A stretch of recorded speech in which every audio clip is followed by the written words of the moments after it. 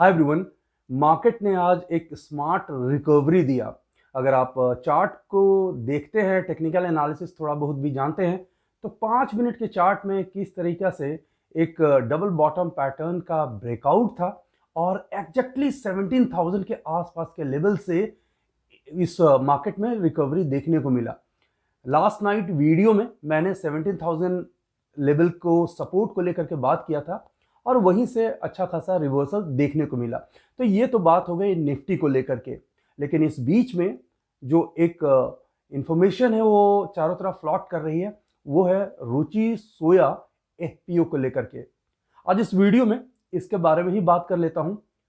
बहुत सारे ऐसे बिगनर हैं जो प्राइमरी मार्केट सेकेंडरी मार्केट को लेकर के अभी अंडरस्टैंड कर रहे हैं, आईपीओज को लेकर के बातें करते हैं, तो उनके लिए ये सेशन काफ़ी इंपॉर्टेंट होगा। तो आज इस वीडियो में मैं बात करूंगा कि आखिर एफपीओ होता क्या है और रुचि सोया एफपीओ के क्या बेसिक डिटेल्स हैं और इस एफपीओ के कारण रुचि सोया के एग्जिस्टिंग शेयर प्राइस पे क्या असर हो सकता है। Stay tuned.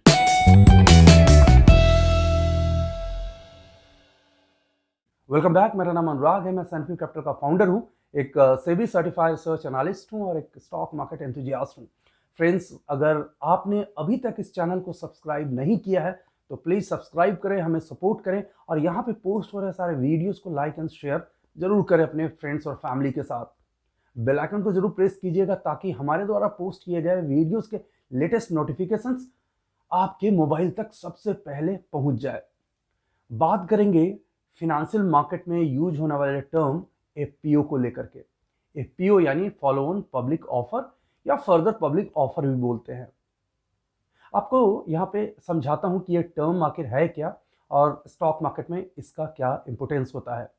तो आप जानते होंगे आईपीओ को लेकर के, इनिशियल पब्लिक ऑफरिंग, यानी कोई भी कंपनी जब पहली बार फंड्स रेज कर रही होती है इक्विटी शेयर्स को सेल करके, या फिर यूं कहे कि whenever the company is going to be public for the first time, उसे आईपीओ कहा जाता है। और आईपीओ होने के बाद क्या होता है, कंपनी अपने शेयर्स को सेकेंडरी मार्केट में लिस्ट करती है, यानी एक्सचेंजेस पे लिस्ट करती है ताकि शेयर्स को रीबाउट एंड रीसोल्ड किया जाए। डेली बेसिस पे जो आप शेयरों की खरीद बिक्री करते हैं वो एक्चुअली आप सेकेंडरी मार्केट में करते हैं। तो ये तो हुआ आईपीओ और उसके बाद का प्रोसेस। लेकिन जरा सोचिए कि अगर कंपनी को और ज्यादा पैसों की जरूरत है तो वो क्या करेगी।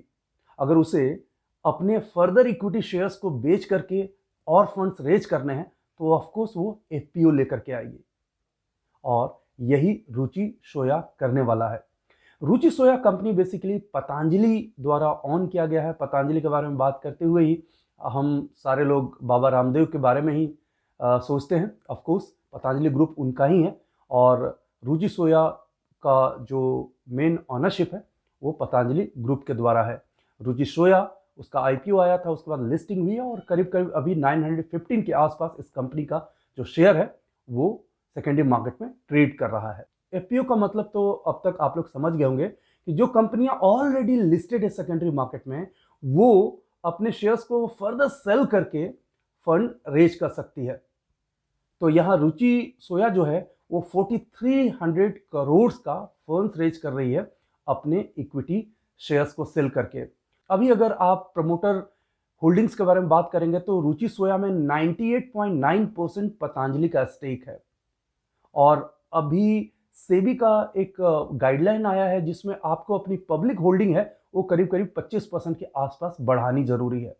तो उसी के तहत, उसी के गाइडलाइन को फॉलो करते हुए करीब करीब जो पतंजलि का स्टेक होगा इस कंपनी में अब एफपीओ के बाद 81% का हो जाएगा और 19% जो होगा वो पब्लिक का होगा। इस एफपीओ का मैं डेट आप लोगों से शेयर कर लेता हूं। 24 मार्च 2022 से लेकर के 28 मार्च 2022 तक ये एफपीओ ओपन रहेगा। इस बीच में आप एफपीओ के लिए अप्लाई कर सकते हैं। यहाँ एक और इंपॉर्टेंट बात कि बहुत सारे लोगों को लगता है कि अगर रुचि सोया का शेयर्स उनके पास होगा तो ही वो अप्लाई कर पाएंगे। ऐसा नहीं है, ये राइट इशूज में ऐसा होता है। एफपीओ में आपको शेयर होल्डर होने की जरूरत नहीं है। अब एफपीओ किस प्राइस पे आएगा, तो ऑफकोर्स जो मार्केट प्राइस 915 का चल रहा है उससे कम का आएगा। अगर उससे ज्यादा का आएगा तो आप मार्केट से ही नहीं खरीद लेंगे उस रुचि सोया के शेयर्स को, तो ऑफकोर्स आपको ये शेयर्स कम प्राइस में मिलेंगे, मार्केट प्राइस से कम प्राइस में मिलेंगे। और वो जो प्राइस बैंड है वो 615 रुपया पर शेयर से लेकर के 650 रुपया पर शेयर के लिए है। क्योंकि आप बिडिंग करेंगे तो एक रेंज तो देना ही होता है। आपने आईपीओ में भी रेंज के बारे में पढ़ा ही होगा, जो इशू प्राइस होता है उसका एक सर्टेन रेंज होता है। तो आप जनरली 650 पे अप्लाई करेंगे और आपको अगर कंपनी का जो भी प्रोसेस है उस पर आपका एप्लीकेशन अगर फिट होता है तो आपको 650 रुपये के अकॉर्डिंग एफपीओ में वो शेयर्स जो है वो एलोकेट किए जाएंगे। अब बात करते हैं कि एफपीओ में अप्लाई करेंगे, ये भी पता है आप डीमेट्स वगैरह के डिटेल्स फिल करेंगे ताकि जो एफपीओ में जो आपको शेयर एलोकेट हो वो आपके डीमेट में आ जाए। तो ये सारी बातें तो हो गई, लेकिन एफपीओ का शेयर प्राइस पे, एग्जिस्टिंग शेयर प्राइस पे क्या फर्क पड़ता है, किस तरह से प्राइस रिएक्ट करती है। तो बड़ा सिंपल है इसका लॉजिक कि मार्केट में एडिशनल शेयर्स आ रहे हैं। क्या मतलब हुआ इसका? सप्लाई बढ़ाई जा रही है। तो सप्लाई अगर बढ़ाई जाएगी तो प्राइस पे क्या इफेक्ट होगा? तो ऑफ कोर्स प्राइस नीचे आएगा। जनरली जो अभी एग्जिस्टिंग रुचि सोया का जो प्राइस है वहां से टेक्निकली थियोरेटिकली प्राइस को नीचे आना चाहिए।